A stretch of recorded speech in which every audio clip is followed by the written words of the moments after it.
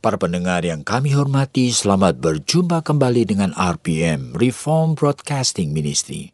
Dari Sekolah Tinggi Teologi Reform Indonesia yang ada di Jakarta di Jalan Kemang Utara. Dan kali ini kita masih melanjutkan akan topik kita, yaitu memberi dan menerima. Ini masalah give and take, masalah giving and receiving. Jadi di dalam hidup ini, memberi dan menerima merupakan suatu topik hidup yang terus-menerus saudara alami. Dan saudara kita harus sadar bahwa ini berkaitan dengan memberi dan menerima dalam hubungan dengan diri sendiri misalnya. Banyak orang yang memberi kepada dirinya hal yang sebetulnya dirinya tidak butuhkan. Dan banyak orang yang memberi kepada dirinya dan dirinya sendiri juga tidak mau menerimanya. Nah, ini menjadi suatu masalah aneh. Oleh karena realita bahwa dalam diri kita, manusia sebagai peta dan gambar Allah. Kita manusia yang terus-menerus berinteraksi dengan diri sendiri juga. Yang kadang-kadang disebut sebagai self-talk, yang terus berbicara dengan diri sendiri, sama seperti Allah Bapa, Anak itu berbicara. Begitu juga kita dengan diri kita sendiri. Sebelum pertimbangan yang kita itu pakai, dan sebelum kata keluar dari mulut, sebelum kita mengambil keputusan, biasanya manusia sudah berbicara dengan dirinya sendiri. Dan di sana ada masalah beri-memberi, beri dan menerima. Tapi dalam kehidupan sehari-hari pun, manusia, sehingga seringkali saya kadang-kadang juga melihat bahwa ada banyak orang pergi ke mall tetapi tidak tahu apa yang dia lakukan di mall.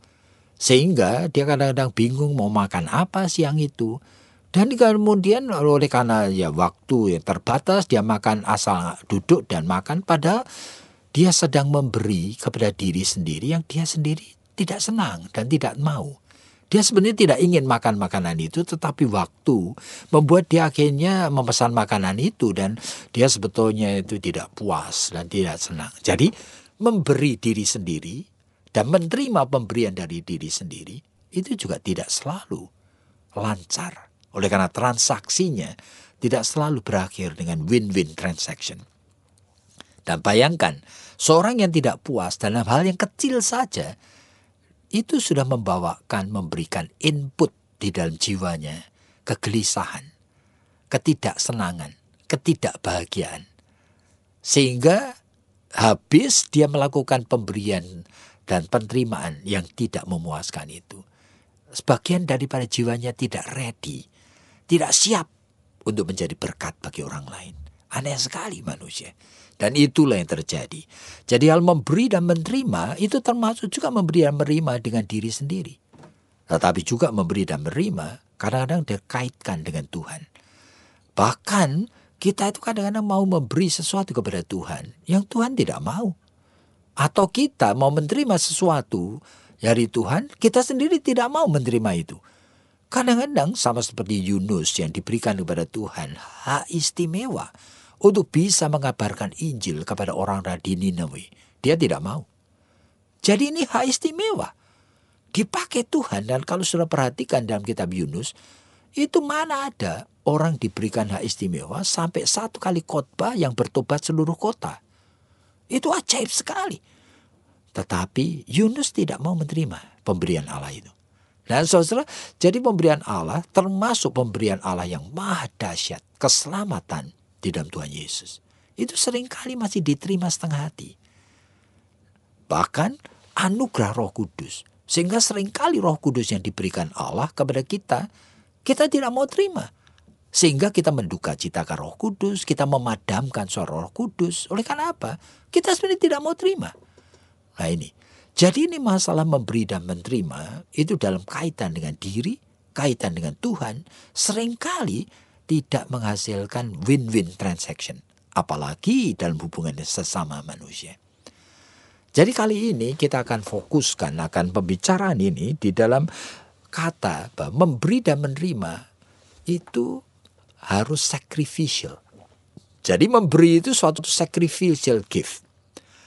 Nah seharusnya oleh karena memberi itu adalah seni penyangkalan diri sebenarnya.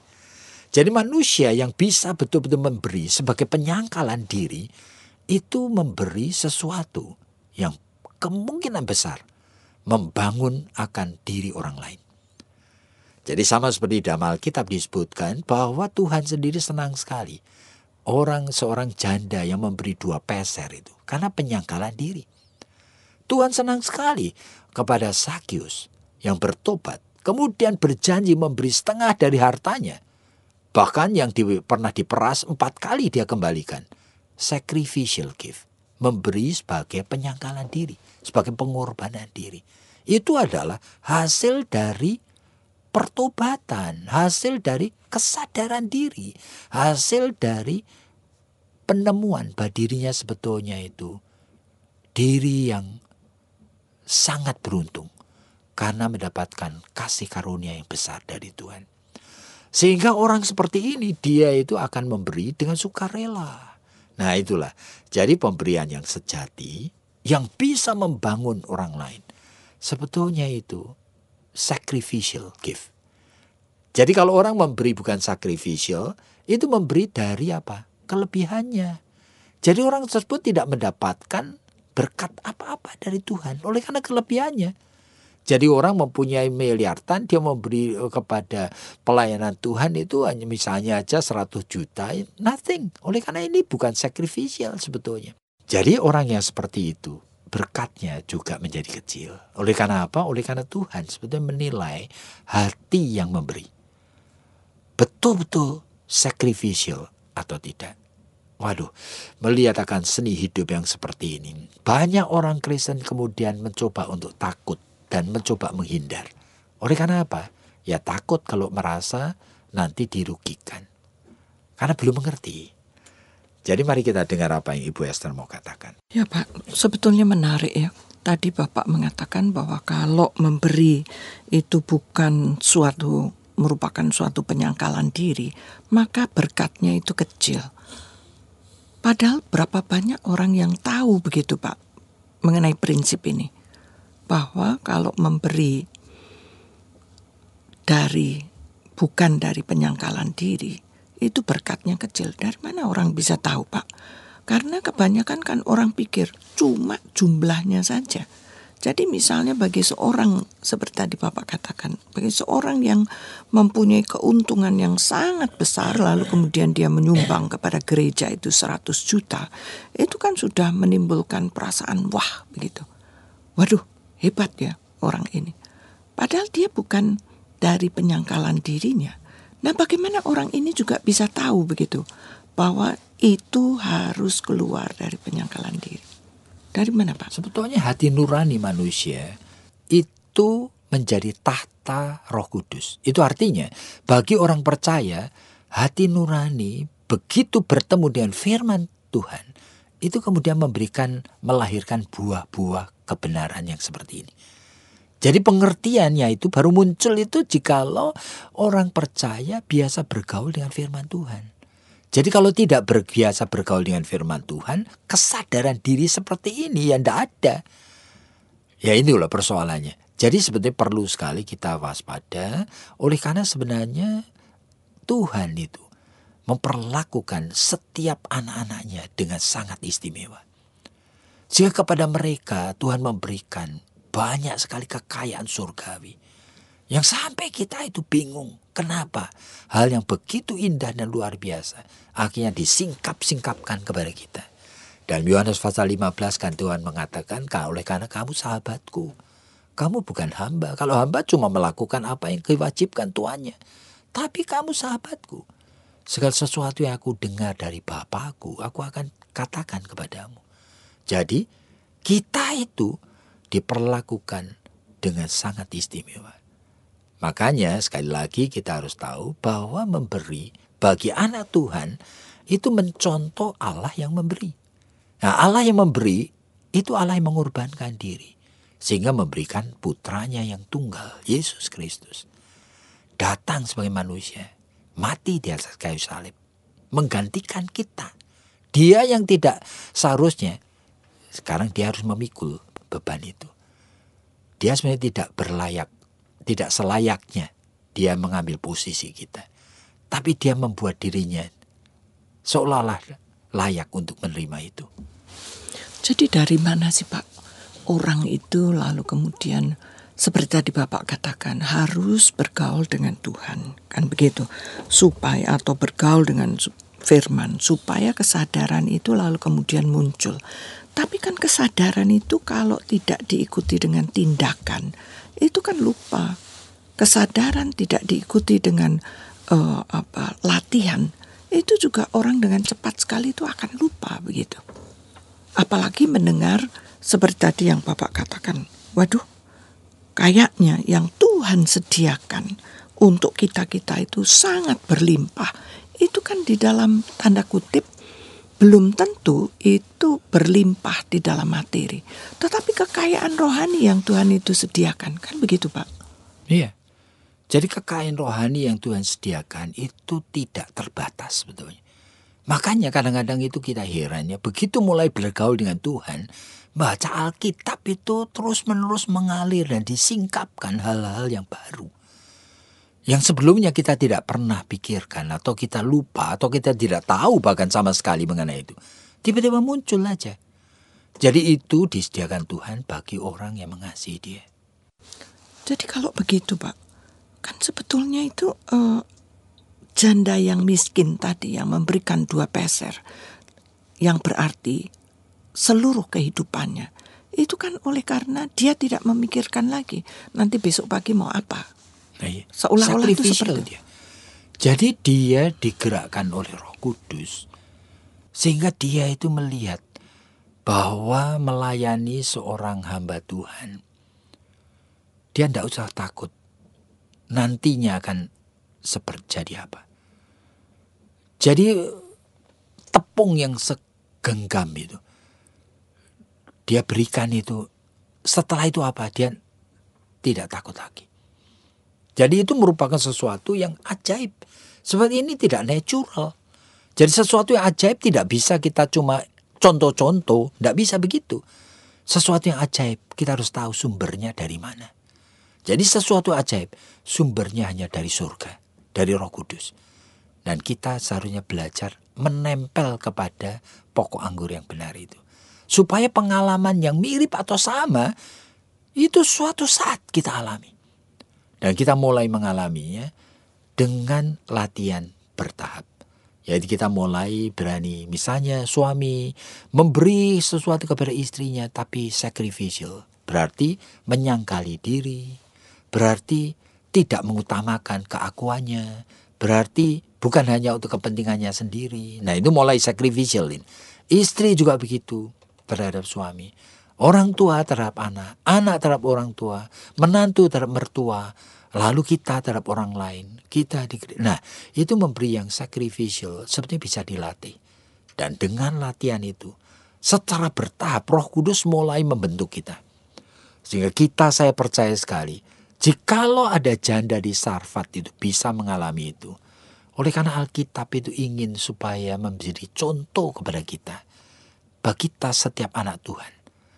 Di dalam Kristus dan atas pimpinan Roh Kudus pasti bisa.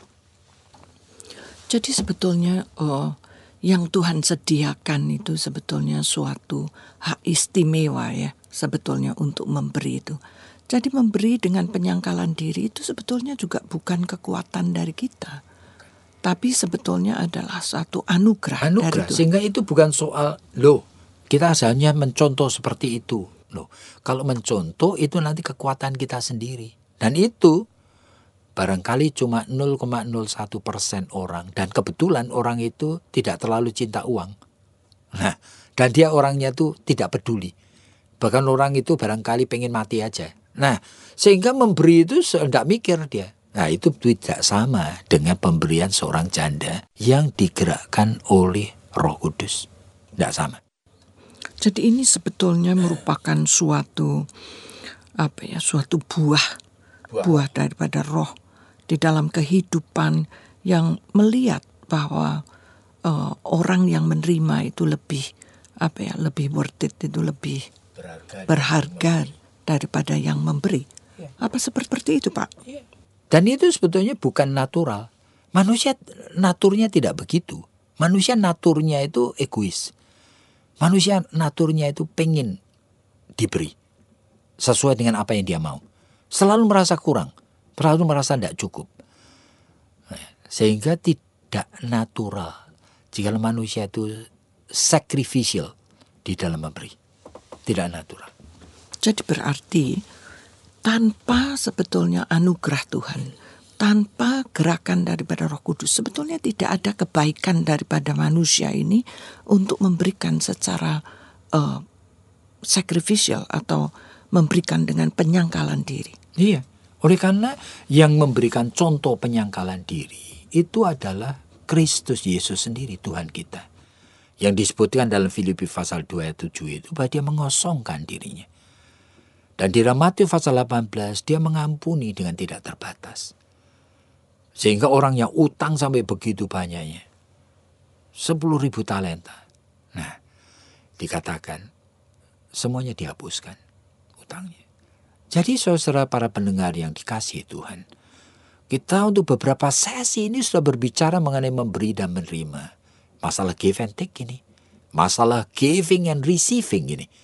Dan ternyata itu masalah ini kompleks. Tetapi masalah ini bagian integral daripada hidup kita sehari-hari. Dalam kaitan dengan diri sendiri, bahkan dengan Tuhan. Tapi yang utama juga dengan sesama manusia. Dan tanpa pertolongan daripada Tuhan, masalah ini tidak pernah bisa kita isi dan kita lakukan dengan hasil memuliakan Tuhan. Nah, masalah seperti ini seharusnya merupakan suatu transaksi yang win-win. Yaitu artinya kita sendiri tumbuh dan orang yang kita beri, yang menerima pemberian kita, itu pun tumbuh di dalam kebenaran. Jadi jikalau Anda ingin bergabung dengan kami, dengan latar belakang S1 apa saja, saudara bisa untuk apply, untuk ikut ambil bagian di dalam program-program dari Sekolah Tinggi Teologi Reform Indonesia. Kami mempunyai program-program yang sudah mendapat akreditasi baik dari BAN PT maupun dari ATESIA, dari Southeast Asia Theological Association itu. Dan silakan join dengan kami. Kami ada ujian masuk pada bulan Januari, pada bulan Mei, Juli, dan sebagainya. Hubungilah kami dengan nomor telepon 799-0357. 799-0357. Tuhan memberkati Anda semua.